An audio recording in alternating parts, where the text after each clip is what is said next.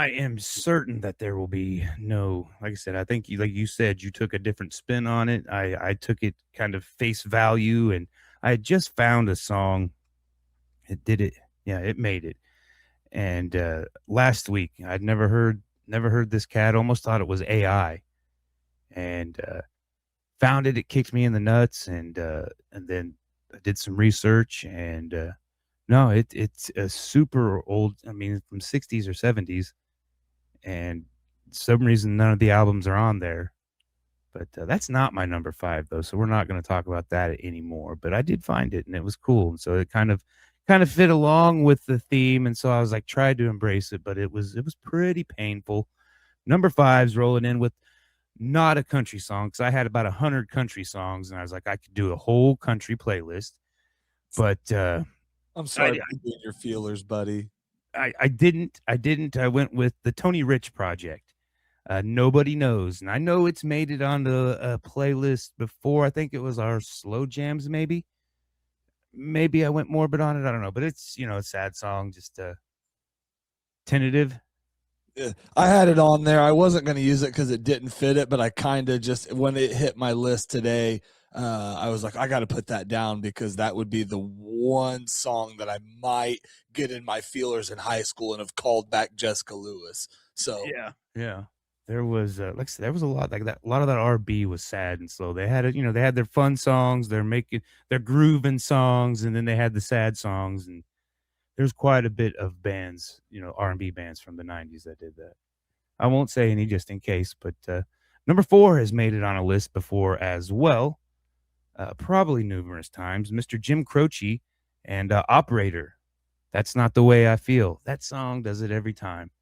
And he's called the premise of the song is he's calling up the operator and to call his ex who ran off with his old old friend, his old best friend, and he's crying in the numbers smudge, and so he begs the operator to give it to her again, and then by the end he's like, no one there I want to talk to anyhow. So at the end, and he's like, yeah, this isn't a good idea, and so he doesn't end up doing it. So he was technically the one that was calling the ex, so that one fit. okay, Number three is the only country song that made it. I don't know. My number one could be country. I don't know. But okay, this one, when I first heard it, really, I Hate Everything by George Strait. That guy can croon like the best of them. I don't think he wrote it. I don't think he wrote most of his songs. I don't know. okay. I think he was, but it's still a great song. And it's off of the 2004 album 50 Number Ones.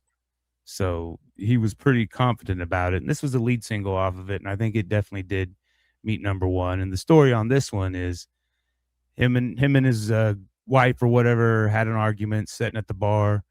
Drunk guy sitting beside him. He's slamming him down and drops his wallet, picks him up, and he's like, "I hate everything." He's over here. I hate everything. All this stuff, and picture falls out, and he's like, "I should throw that away." She's the one. I'm like this today. And I, in my youth, I used to feel like the George Strait character, but now I'm starting to feel more like the drunk guy character. If I get to drinking too much, I start really getting into that, and so that's part of the reason I refrain. But yeah, it's like yeah, and by the end of the song, he's calling his girl up and be like, "I'm coming home. We're gonna figure this out." That song's awesome live. He fits the concerts I've been to category, and I've seen him like 3 times, Yeah, so it's an awesome song live. yeah.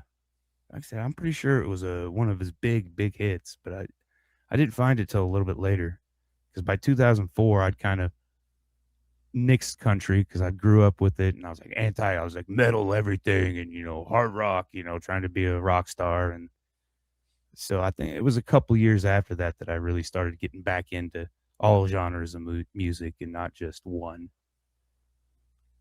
My number two was another '90s song, and this whole album is super amazing, and and it's the Counting Crows. August and Everything After is the name of the album. I'm pretty sure it's their debut album or at least their breakthrough album. I don't know if it's they may have had one before, but Raining in Baltimore and this whole album could qualify for. I mean, it's just sad, make you want to call her. But the Raining in Baltimore is really really a good one. Okay, good song. And then my number one is the one that I just found like last week by Billy Vera and the Beaters. And I was like, okay, it kind of sounds like an AI name. And I'm like, and it sounds super new, super. I mean, like I said, it's one that but there's a Wikipedia and it says he's got a discography. It's just not a lot of it's on Spotify. The greatest hits are the only things that are on Spotify. Okay. But a huge catalog. And Billy Vera and the Beaters. I don't know. I don't know. I've ever heard the name. Yeah, and then one of the when I posted it when I first found it, a guy said that's his karaoke song. So I assume it's not AI. Okay. I assume I haven't been duped. But Well, the song is At This Moment. And I said I'll do some research myself and see if I can help you. I'll ask my AI if it's AI. If it's AI, yeah.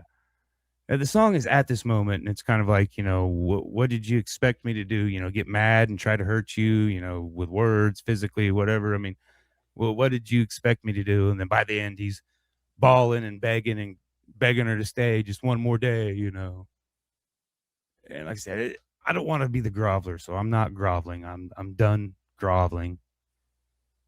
The ones that made me grovel to no effect are the ones that, no, I'm good. Yeah, he's a real person, so yes, it's not AI. Yeah, he's still alive. He's like 81 now, I think. Yeah, he looks good. I mean, he doesn't. He looks like he actually might not be alive, but he looks great for